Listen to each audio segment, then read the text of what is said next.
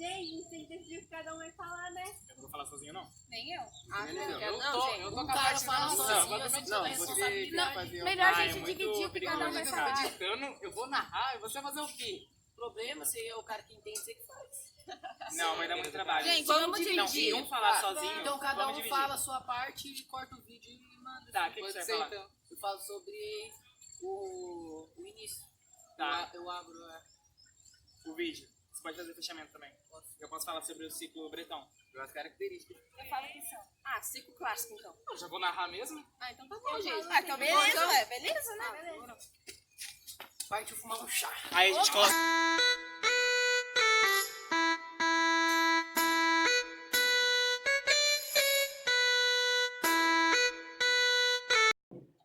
Salve filhões, tudo nosso, nada deles. Então eu e meus amigos estamos aqui começando um vídeo sobre novelas de cavalaria. Eu vou falar sobre a introdução. Então, as novelas de cavalaria, também chamadas de romance de cavalaria, foi um gênero literário que ocorreu durante a Idade Média, durante os movimentos literários chamados de trovadorismo e humanismo. As novelas de cavalaria provavelmente surgiu ou na Inglaterra ou na França. E essas novelas eram contadas para os nobres e para as damas, pelos membros da corte. Por serem textos longos, eram lidos pelo seu próprio autor. E as damas e os nobres ficavam admirados com essas histórias, pois eram histórias de aventura, lutas contra gigantes e todas as aventuras que os cavaleiros andantes faziam para defender seus enamorados, as suas damas, as suas donzelas. Aqui termina essa introdução e o meu colega vai continuar essa história. Mas afinal, o que são as novelas de cavalaria? Meu nome é Larissa e eu vou explicar agora para vocês. As novelas de cavalaria são narrativas derivadas de poemas épicos e de canções de gesta. Ou seja, são da poesia medieval e por serem muito longas, foram escritas em formato de prosa. São divididas em diversos capítulos e uma das suas principais características são os relatos das aventuras fantásticas por cavaleiros medievais, que enfrentavam diversas batalhas sem deixar de lado o amor que tinham pelas suas donzelas. Assim, sua maior missão era estabelecer a justiça e adquirir a glória. Sabia não? Enfrentavam diversos monstros, diversas batalhas e prendiam aqueles que eram injustos ao longo de seu percurso. Mas, geralmente, essas histórias terminavam de uma forma trágica. Que trágico! As principais características da novela de cavalaria relatavam, na sua maioria das vezes, grandes aventuras e atos de coragem de cavaleiros. No enredo desses romances, os acontecimentos tinham mais importância que os personagens.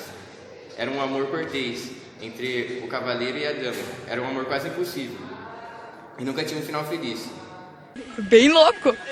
Provação de honra e lealdade dos cavaleiros, com histórias místicas e fantasias. Alguns temas ligados a batalhas cristãos e muçulmanos.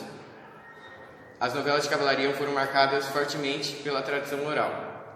Glorificação da violência na Idade Média, referências a períodos históricos e místicos do passado. Eram narrados em capítulos, uso de locais e reais, apresentação de códigos entre os cavaleiros. Meu nome é Fabiola e, primeiramente, de 3 ciclos, irei falar sobre o primeiro, o ciclo clássico. O ciclo clássico ele apresenta narrativas que giram em torno de personagens da Antiguidade Clássica. Sem muita repercussão em Portugal, as novelas desse ciclo elas giravam em torno do cerco de Troia e da gesta de Alexandre Magno, transportando para a Idade Média os lugares e os heróis da Antiguidade, medievalizando os hábitos e a psicologia. Ah, agora eu entendi! Destacam-se nessa época o Romo de Troia, o Romo de Tebes e o Romo de Alexandre. Bom, nós temos o segundo ciclo, que é o ciclo carolíngio, que é onde o herói principal é o rei Carlos Magno. Este ciclo vai narrar a luta dos franceses contra os mouros principalmente. Neste ciclo são muito conhecidas a canção de Rolando e a canção de Turpin. A canção de Rolando é o sobrinho de Carlos Magno, Rolando, que ele vai sofrer diversos ataques dos muçulmanos e vai ser derrotado. A canção de Turpin apresenta Carlos Magno como o protetor do santuário de São Tiago, e ele vai sofrer diversos ataques dos mouros. Bom, nós temos o terceiro ciclo, que é o ciclo bretão ou o ciclo arturiano. Esse ciclo foi desenvolvido na Inglaterra, onde o rei Arthur e os Cavaleiros da Tábua Redonda são as figuras centrais da narrativa. Esse ciclo era conhecido na Península Ibérica desde o século XII, com repetidas referências. Nesta novela, nós podemos perceber vários núcleos temáticos. A história de Percival, a história de Tristão de Isolda, as aventuras dos cavaleiros da corte do rei Arthur e a demanda do Santo Graal.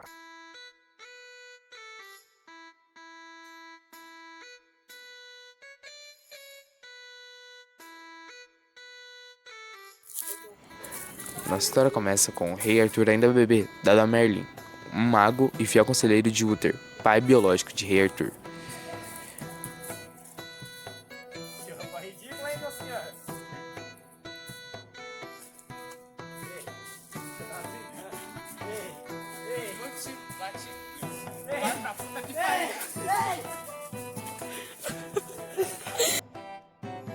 Merlin cuida de rei Arthur até o menino atingir 18 anos. Quando o menino completa a cidade, eles vão para Londres. Ao chegar lá, Merlin envia uma mensagem ao arcebispo de Contuária. E nessa diz que o rei está por vir, e ele será ainda mais glorioso que Uther um dia sequer imaginou ser.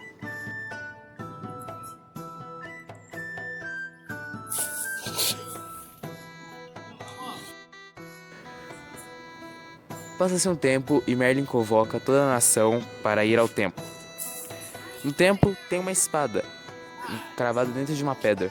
E na espada tem os seguintes dizeres: aquele que tirar essa espada se tornará o novo rei de toda a Bretanha.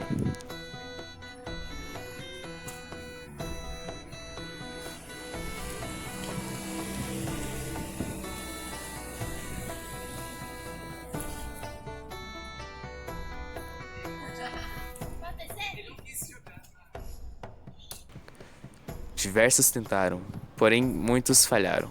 Na verdade, todos falharam. Nenhum conseguiu sequer mexer a espada. Porém, Arthur era o escolhido. Arthur foi lá e, sem muito esforço, removeu a espada da pedra, se tornando assim rei de toda a Bretanha. Seu reinado se teve diversas glórias, porém, em uma certa parte do tempo, houve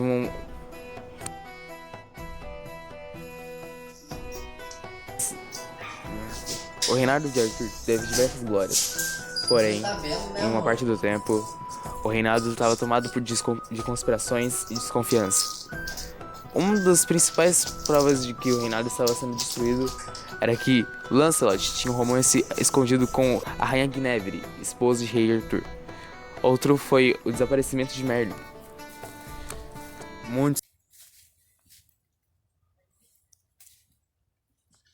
Gente, isso é um absurdo, a gente tem que contar pro rei. Que vergonha, cara. O que a gente tá esperando? Vamos logo!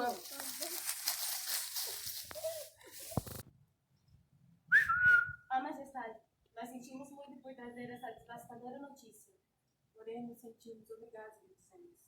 A rainha estaria indo com Marcelo. Quê? Que pouca vergonha. Deixa eu mirar morrer até o amanhecer.